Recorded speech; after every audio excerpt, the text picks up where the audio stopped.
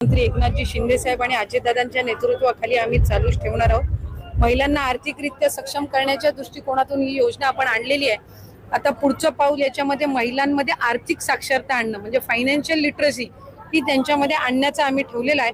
आणि 2100चा बाबतीतला निर्णय आमचं महायुतीचं सरकार योग्य वेळी जे आहे ते त्यानिमित्ताने घेईल।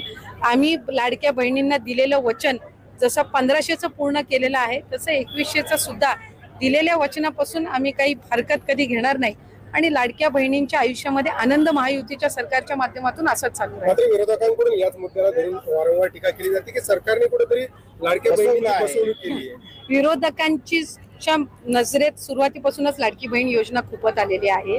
तुम्ही जर बघाल ज्या वेळेला 28 जून 2024 ला ही योजना जाहीर झाली त्या दिवसापासून आजपर्यंत विरोधकांनी त्या योजनेची कधी प्रशंसा केलेली मी तरी ऐकलेली नाही। त्याच्यामुळे त्यांना माहिती आहे की ही योजना जी आहे महिलांच्या आयुष्यामध्ये त्या ठिकाणी चांगले दिवस आणते, आनंदाचे दिवस आणते। अशा पद्धतीची योजना आजपर्यंत कधी आली नव्हती। महायुतीच्या सरकारने पहिले आणली। विरोधक पहिले म्हणायचे की तुमचं फक्त रजिस्ट्रेशन करून घेतील, 1500 तुम्हाला येणार नाहीत। मग 1500 यायला लागले। काहींच्या खात्यामध्ये एकदम 3000 जमा झाले, 4500 झाले, काहींच्या खात्यामध्ये 7500 जमा झाले। मग म्हणले निवडणुकीनंतर बंद करतील।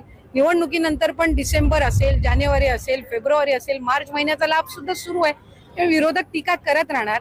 त्यांच्यामधलं जे नैराश्य आहे ते कुठं ना कुठेतरी या योजनेवर काढण्याचा त्यांचा प्रयत्न राजकारण सध्या बदलताना दिसतंय। काल जयंत पाटील अजितदादांची भेट झाल्यानंतर नवीन नाही, एका सार्वजनिक कार्यक्रमामध्ये भेट होणं, आम्ही काही एकमेकाचे काही शत्रू नाही आहोत। राजकीय वेगवेगळे जरी त्या दोघांनी त्या ठिकाणी निर्णय घेतलेले असले, एका सार्वजनिक कार्यक्रमामध्ये स्वाभाविकरित्या आज मुख्यमंत्री, दोन्ही उपमुख्यमंत्री किंवा कुठले मंत्री किंवा समोरचे विरोधी पक्ष नेते जरी आले तरी त्या निमित्ताने एका व्यासपीठावर असतात। त्याच्यामुळे त्यामध्ये काही असं